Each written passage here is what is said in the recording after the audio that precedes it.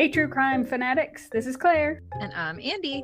You're tuned in to the Homicide Hobbies podcast, which is a podcast for people who love to hear about the horrendous crimes that people commit.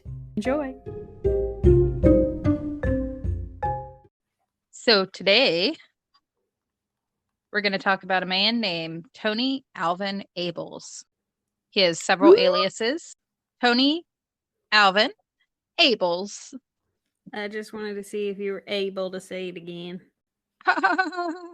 You a funny little fucker.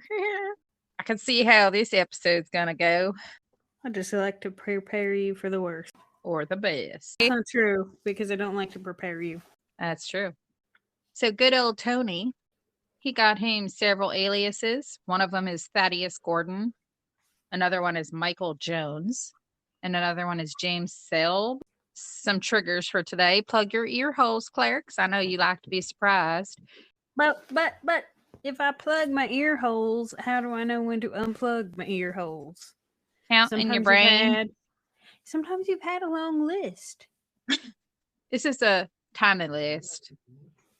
So you can unplug your ears and sing you the ABCs quietly while I tell the people that want to know. But anyway. Some petty theft, a little larceny, some trespassing, some resisting arrest, robbery, burglary, possession of marijuana, failure to appear, some rape, some murder, some domestic violence resulting in death. You get the point. He ain't a good feller. Starting to get phlegmy. Gross. Too much humming. Ew. I think our triggers have gone away from triggers and more towards a little snippet summary, because I find it hard to believe a failure to appear is a trigger for anyone. Okay, whatever.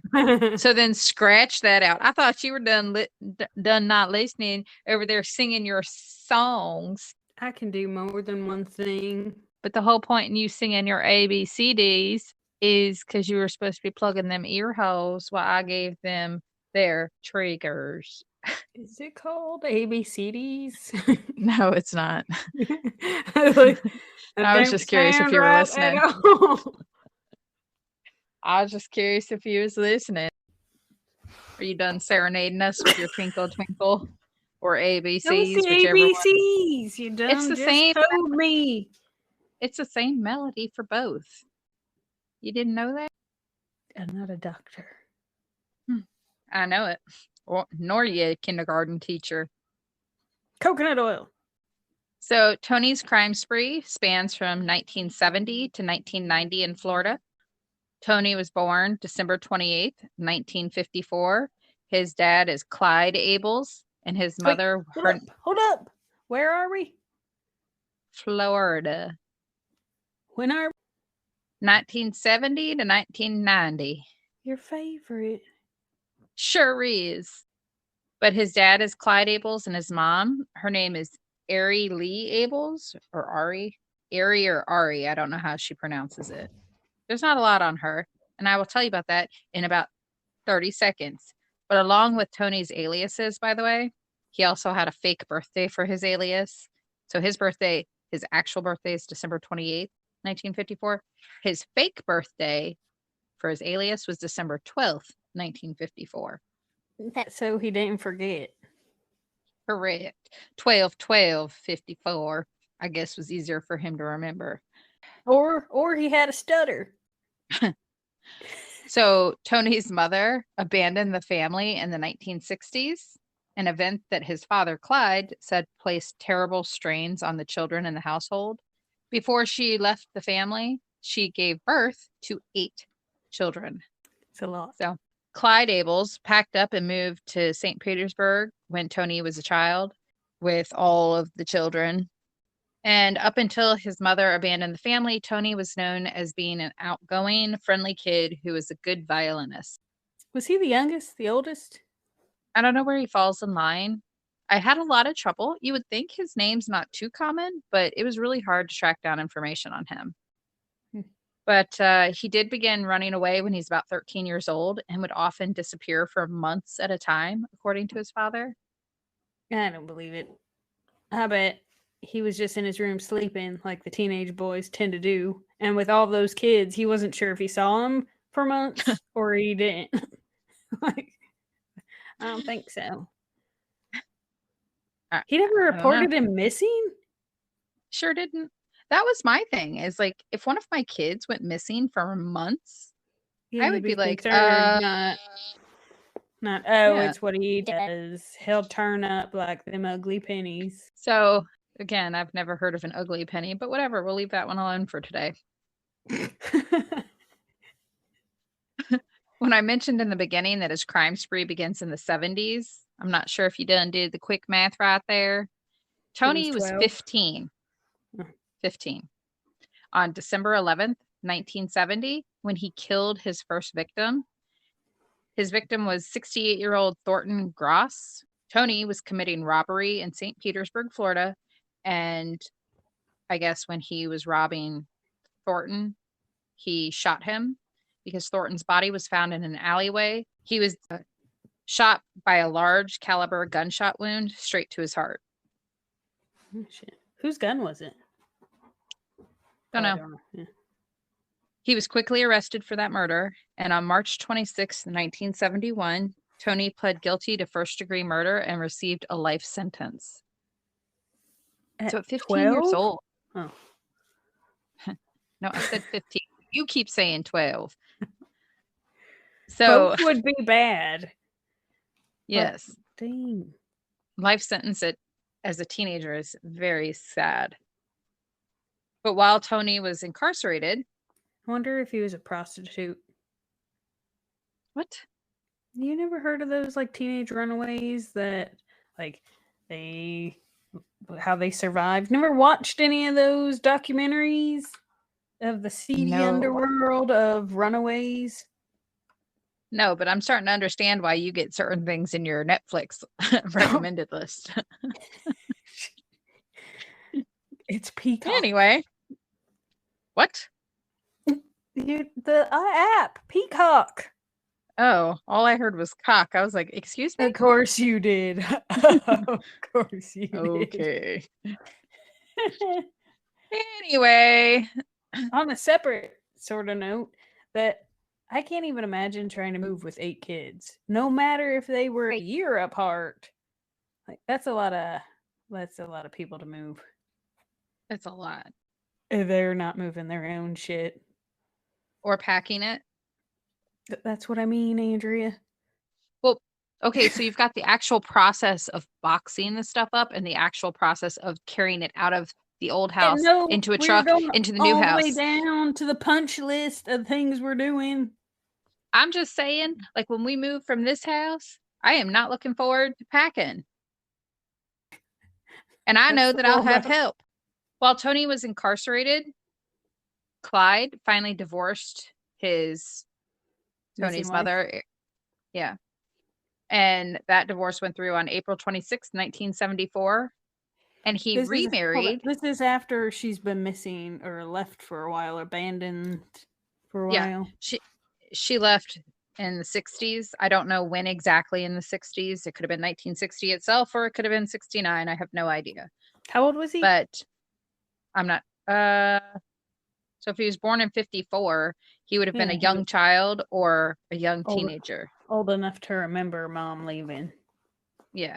So while Tony was incarcerated, Clyde finally divorced from Ari on April 26, 1974. And he remarried a different woman named Mammy L. Skelton, also in 1974. Tony was in jail for about 2-3 years before his pal remarried. By now, we know that the 70s were super lax on sentencing, especially when it comes to teenagers. And so Tony's in jail when his dad gets remarried? Yeah. So Tony got life in prison March 26, 1971. And in 1974, his dad not only divorced Tony's mother, but remarried another woman. I couldn't, like, I realized you got life in prison, but having your dad go and remarry somebody and you're not a part of any of that, I guess you've kind of made the life choices to remove Yeah. yourself. Well, he was this prior to him going to jail for life, which I assume it's not life since we would not be talking about him. But uh he was checking out every couple months anyway. So he wasn't really part of the family. It was just a stopping point when he couldn't survive on his own. He needed his panties washed. And that goes right Which is back why to it was the teenage prostitution. I was gonna say that's why it could go several months, because them their teenage boys are filthy. That's disgusting. He just needed a bout of antibiotics. He could wear them for a week, normal, the right way, put them on backwards No. for a week, turn them inside out and wear them correctly again with the front facing forward, and then turn them around. This It's is a whole not a month out of one pair. recommendation. This is not a recommend. A whole month. It would explain a lot about the smell of some teenagers. You change your drawers way more frequently than monthly. I am not a teenage boy, Glad to know it. just in case you're curious. Back to Tony. In 1983, after serving 12 years in a state prison, he was released on parole and got a job as a construction worker with his pal, Clyde. And while he was out, only 5 months after his release, on June 25th, 1983, he broke into the apartment of 83-year-old Adeline McLaughlin. She was a retired widow from Massachusetts. He broke in, like I said, through her window. He sexually assaulted her before he suffocated Adeline with a pillow. And then this dirtbag proceeded to burglarize her apartment. Did he know she was home? I have no idea. I'll tell you what, I'll give you his jail information. You can write to him and ask. Wasn't it in a retirement home? It was one of those like 55 and over. So it just, he knew he was picking on old people. And he did. probably knew then that they're home. It just makes me curious if he they're stalked retired. her first. Like, did he have an eye for the elderly? Apparently, Adeline and her husband retired to Florida from Massachusetts about 25 years prior. And a nosy neighbor said during an interview that Adeline's second husband passed away of a stroke in December of 81. So she'd been living alone for about 2 years or a year and a half.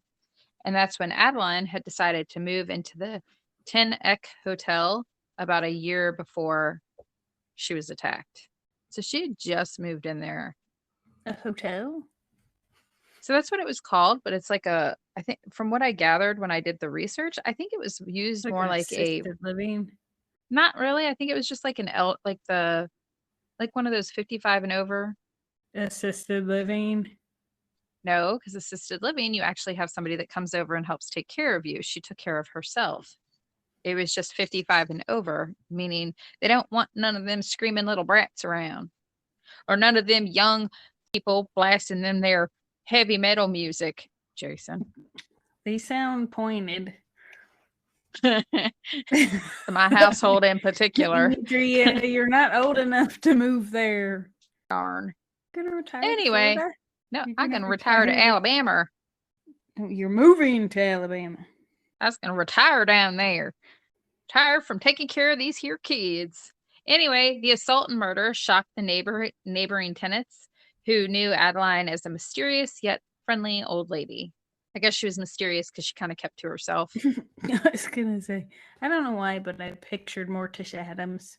She wasn't old. Tony racked up more arrests on petty crimes over the next few years. In 1984, he was arrested for disorderly conduct. He didn't show up to court and received a failure to appear, and then was arrested again in November of 1984.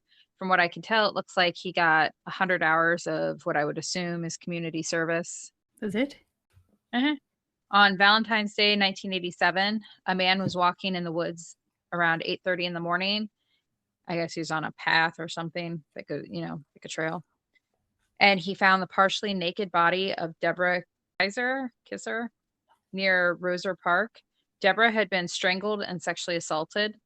At first, police didn't know who the victim was because there was no identification at the scene. Well, hold She up, was hold quickly. up. You're introducing another victim? How, like, the old lady, did anybody ever find her, or is she still... Well, obviously they found her. Well, like the next day? I don't know when she was found. Any more questions? Nobody knows who assaulted and murdered Adeline.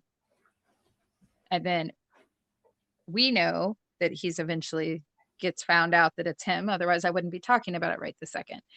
And over the course of time from when he assaulted and killed her, he racks up petty crimes, which, by the way, he's out on parole for that life in prison for murdering that guy. I don't understand why petty crimes don't land him back in jail.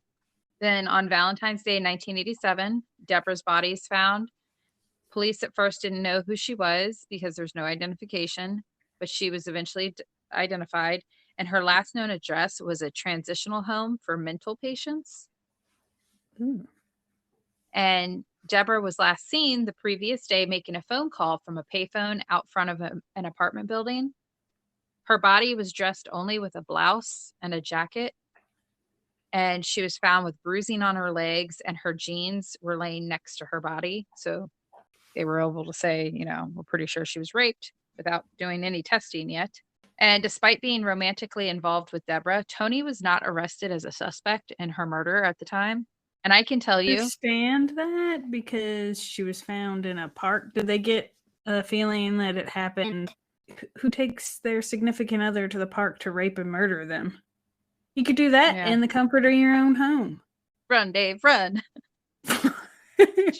I'm just saying.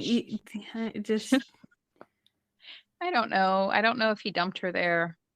Her body was found. Her jeans were next to her. And they didn't know who had done it. But Tony, I'm going to be a spoiler here, Tony had sexually assaulted and murdered his 31-year-old girlfriend, Deborah. A year later, almost a year to the day, because that was on Valentine's Day when her body was found. On February 13th, 1988, Tony was arrested again for petty theft. He didn't do any real jail time because a month later, on March 23rd, 1988, he was arrested again for trespassing. On July 14th, 1988, he was arrested again for petty theft, also resisting arrest without violence.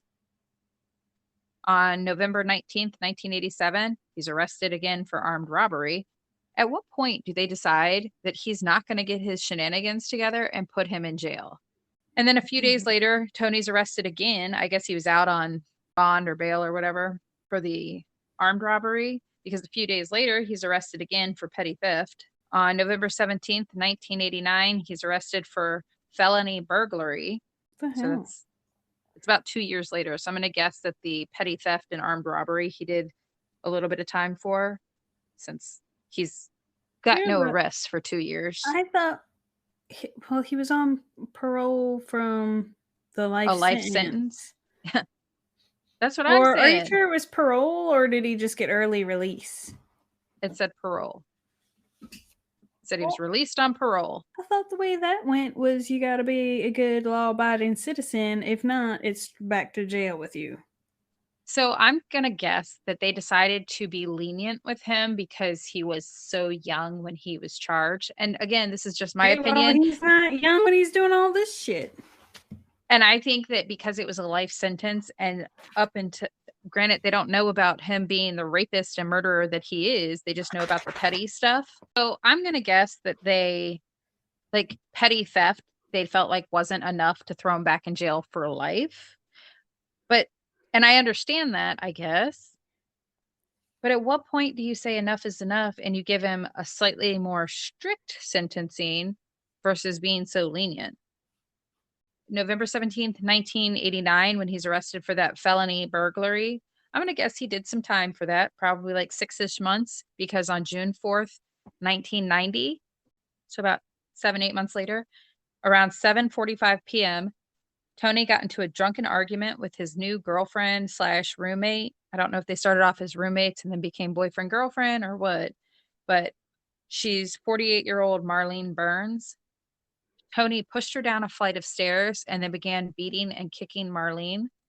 Neighbors called police to report the domestic dispute. But by the time paramedics had arrived, Tony had beat Marlene to death and then fled the scene. As he was seen leaving the apartment and wiping blood off his hands, several witnesses who already called the police to report the argument reported that they did, in fact, see Tony covered in her blood. So there are witnesses to that crime. And then, with police still at the scene, Tony returned to the apartment and they arrested him on the spot and charged him with first-degree murder. And they held him without bail at the Pinellas County Jail. Did they look at him for the other girlfriend? Because I feel like at this point it should be suspicious that his girlfriends are dying. So that was in June 4th. He was convicted of killing Marlene and sentenced to die in the electric chair. But 2 years later, his sentence was commuted to life in prison by Justice Bob Barker. Go ahead, make your spay and neuter jokes. He needed to be neutered. Well, he didn't procreate that I'm aware of, so. No, but it can take down the testosterone levels. True. So the reason that what's he need those noogies for in jail for? I guess for slapping that ass. Oh my god. Like Jason said at the end of the Salty Nuts episode, not to quote it, but this is Salty Nuts signing off. Or whatever he said, this nuts slapping that ass. I don't remember what he said. It was funny though. Yeah, I don't remember at all. But way to reference it. Was a bit disturbing. I was just going to snip out the Salty Nuts reference, but I guess I could snip it all. Get it? Snipping and nuts, it sounds, yeah. Like that's a trigger warning in its own. Nah. You like them, they're surprises. The men don't take kindly to snipping penis jokes. They sure don't. The reason his sentence was commuted, by the way, was because they said that Tony suffered from mental health issues, a claim that was corroborated by his brother Anthony, who said that they're rocky. What now? You can't coast over that. I thought his name's Tony. So his brothers, Anthony? Name is Anthony. I really wish I knew the rest of the names of the kids. Tanya, Anthony. You mean Antonio? No, that's another one. Antonio. No wonder he couldn't figure out it when he saw him last. I go back to, he didn't go missing for months. That man just didn't know which one of his kids were around. That's why they were all Tony. Anthony said that their rocky childhood, in which their father abused their mother to the extent that that's why she left the family, that was a contributing factor to his brother's mental instability. But he goes back. Wait, so he didn't abuse the kids? It doesn't say that he did. It just says that he was abusive towards his mom and that she left. And I guess whatever he was doing to the mom and the kids witnessed, they're saying it made them mentally scarred for life. Hogwash. Yeah, but that doesn't mean he gets to go on and rape and murder people. Sorry. Next, what else you got? So the Adeline, the 83-year-old woman, and Deborah murders, they remained unsolved until 2006, when homicide detectives submitted Tony's DNA to the Florida Department of Law Enforcement, which matched evidence found on both women's bodies.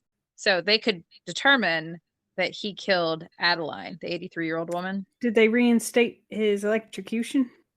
And then with Deborah, they can ignore me, huh? Sure am. With Deborah, they did not charge him with her murder because they were romantically involved. So, but police say, because, I mean, you can't. Because he could say he had sex with her and then she was raped and murdered by somebody else. Yeah. But police believe that he is the one that raped and murdered her. I would believe it. And as for Adeline's murder, he was officially booked for it, but has not been charged. Basically, like, he's not going anywhere. Yeah, and they got according cases to get to. Yeah. And according to the police, they believe there's a strong possibility that Tony is responsible for many other crimes for which he has not yet been connected to. Well, I And mean, then, I would believe that too, because when he was missing for months, we don't know what he was up to. well, and in If he was between all his, missing for months. well, and prior to being a teenager that's missing for months, when he was not in jail for petty crimes, we know of 2 murders that he committed. So, and then he committed a third. So with that being said, I think it's entirely possible that there are some other victims out there that have not been identified quite yet. And just an update in case you're curious, Clyde Ables, Tony's dad, he passed away on July 29th, 2015 at 83 years old. At the time of his passing, his obituary said he was survived by his wife, 5 sons, 4 daughters. So I guess they had other kids or he adopted her, like if she brought kids into the family, because at that point, that's 9 kids, 5 sons, 4 daughters, 4 siblings, grandchildren, and great grandchildren. Hmm. And on that fertile note, I gave up on trying to figure out what happened to any of the other. What? Uh-huh. I gave up on trying to find out what happened to all the other kids in the Able household because it was just too confusing. And I don't know how much you've ever tried to use them their background checks, but it sure can get complicated because it is not accurate. And as I sent you your background and my background, when I look those up, it's not accurate information. So I don't want to spread inaccurate information. But that is Tony Ables, that murdering son Just bitch. like life in prison. That's it. Uh-huh. Well, I mean, I think it's entirely possible that he'll get more charges once they finally book him for, or I mean, charge him or process the whole Adeline murder. But if they commuted his death sentence because they're saying he's mentally unstable, I don't see them bringing back a death sentence and then saying now he's magically mentally sane and therefore can be executed. So he's just going to sit in prison for the rest of forever. I think that's bullshit. I do too. That's Tony Alvin Ables, our murder and son bitch this week. I also, by the way, found it super crazy that he got a life sentence. And I realize we've talked about this time and time again. But out of a life sentence, he only did 12 years and then got out. And it's not like he was a good boy. He went around committing all kinds of other crimes that he was convicted of. Talk about a lax. I find it frustrating because the amount of times people have been released, and I'm not saying that there aren't those that get out and then don't misbehave, but shit, he was arrested so many times that at what point do you throw him back in there and lose the key? Exactly. That's what I'm saying. I don't understand it. They should have just tossed the key away and been like, you know what? We tried to let your butt out. You don't know how to behave yourself. Goodbye. And then some of these ladies might still be alive. I realize that's a lot of shoulda, coulda, woulda. I would say all of I don't know. I don't feel like Adeline would have survived that because he committed that murder 5 months after being out of jail. That was his he would have first. drowned her. That's disgusting. Well, that's why I was curious. What did she? If he knew she would. Well, that's not why I was curious. But that did he know she was home? Because he went to a senior place. So, which I feel like it's probably because they've got money all over the place. So, not to say everybody would go rob the elderly, but I think it's weird that you get out of jail and then go rape an elderly lady. Yeah. I'd have thought he had his eyes on somebody more his age. I have no comment. And then his girlfriend, that one's even weirder. I'm going to say he has a problem with his temper. So if they want to use that excuse that he saw his dad beat his mom, how many of his siblings are pieces of shit that go around murdering people as well? So again, I don't want to spread misinformation, but it did appear when I did the Pinellas County, because St. Petersburg, Pinellas County, all that, all one in the same top situation. There are, if you put in the last name Ables. They're all Quite in a jail. few. It's like a family that have- reunion. But I can't guarantee that they're all his siblings and there's not cousins or just people in general with the same last name. But you got Fertile also, Myrtle over there. Sure do. And also, some of his aliases had charges.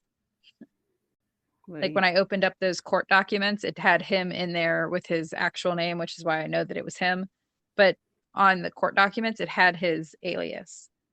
Which date of birth? I thought it was the 12/12/54. I guess because that was the name that he gave officers at the time.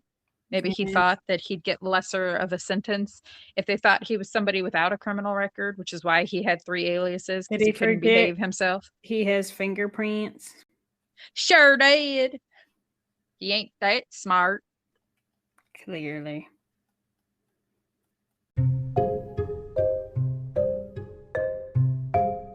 Thank you for listening to Homicide Hobbies. I'm Claire. I'm Andi. Follow us each week to get your fix of the atrocities that occur in true crime. And don't forget to tell people about us and rate us if you like us. But don't rate us if you didn't. Just change the channel.